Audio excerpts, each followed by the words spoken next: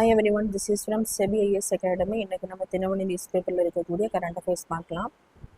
ஃப்ரான்சில் ஜூனில் G7 உச்சி மாநாடு, இந்தியாவுக்கு அழைப்பு, சீனா பங்கேற்க மறுப்பு. ஸோ இந்த டாபிக் பார்த்தீங்கன்னா group 1 main syllabus paper 3 international ஆர்கனைசேஷனில் வந்து கவர் ஆகும். ஸோ G7 அப்படின்றது ஒரு 7 நாடுகள் இணைந்த ஒரு அமைப்பு. ஸோ எந்தெந்த நாடுகள் அப்படின்னா United states, Canada, Germany, France, Italy, Japan, Britain.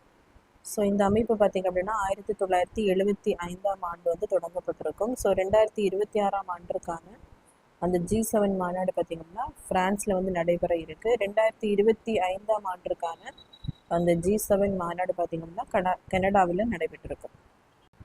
Next வந்து வேட்பாளராக யாரை தேர்வு செய்ய வேண்டும், குடவோலை தேர்தல் முறை, கல்வெட்டுகள் சொல்லும் அரிய தகவல்கள். ஸோ இந்த டாபிக் பார்த்திங்கன்னா group 1 prelim syllabus unit 3 south Indian ஹிஸ்ட்ரியில் வந்து லேட்டர் சோழர்கள், அதாவது பிற்கால சோழர்களில் வந்து கவர் ஆகும். ஸோ 919 மற்றும் 921ஆம் ஆண்டுகளில் பார்த்திங்க அப்படின்னா காஞ்சிபுரம் மாவட்டத்தில் இருக்கக்கூடிய உத்திரமேரூர் அப்படின்ற இடத்துல 2 கல்வெட்டுகள் வந்து கிடச்சிருக்கும்.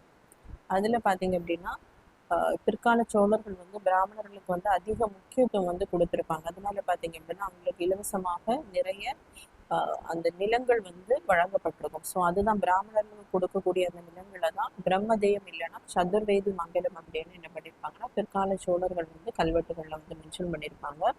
ஸோ அந்த பிராமணர்கள் இருக்கக்கூடிய அந்த இடங்களை பார்த்தீங்கன்னா பிரம்மதேய இடங்களை வந்து மக்களாட்சி முறையில தான் அந்த டைம்ல என்ன பண்ணியிருக்காங்க அப்படின்னா நிர்வாகம் வந்து பண்ணியிருக்காங்க. ஸோ இதில் பார்த்தீங்க அப்படின்னா ஒரு கிராமம், ஒரு வில்லேஜ் இருக்குதுன்னா அதுலேருந்து குடவோலை முறையில தான் பார்த்தீங்க அப்படின்னா அதை வந்து அட்மினிஸ்ட்ரேஷன் பண்ணுறதுக்காக ஆட்களை வந்து தேர்வு செய்திருக்கிறார்கள். ஸோ இது வந்து வில்லேஜ் வந்து 30 வார்டுகளாக பிரித்து அதுலேருந்து ஒருத்தங்களை செலக்ட் பண்ணி பார்த்தீங்கன்னா கூடத்தில் அந்த பனை ஓலையில் எழுதி வந்து போடுவாங்க. அதுக்கப்புறமா ஒரு ஊர் பெரியவர் பார்த்தீங்கன்னா ஒரு சின்ன குழந்தைய வந்து வரவழைச்சு அதிலிருந்து செலக்ட் பண்ணி தான் என்ன பண்ணியிருக்காங்க அப்படின்னா நிர்வாகம் வந்து பண்ணியிருக்காங்க.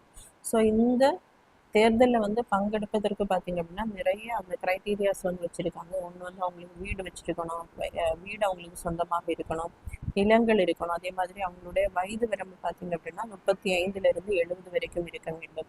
வேதங்கள் தெரிஞ்சிருக்கணும். அதே மாதிரி வேதங்களை வந்து சொல்லிக் கொடுக்க தெரிஞ்சிருக்க வேண்டும். நேர்மையான குணங்கள், நற்குணம் உடையவர்களாக இருக்க வேண்டும். ஸோ அதன் அடிப்படையில் பார்த்தீங்க அப்படின்னா இவர்களை வந்து எலெக்ட் பண்ணிட்டு வருடாந்திர வாரியம், தோட்ட வாரியம், ஏரி வாரியம் அப்படின்னு என்ன பண்ணுவாங்கன்னா தனித்தனியாக பிரித்து அவர்களுக்கு நிர்வாகத்தை வந்து இந்த குடவோலை மெத்தட் மூலம் என்ன பண்ணியிருக்காங்கன்னா ரோல் பண்ணியிருக்காங்க.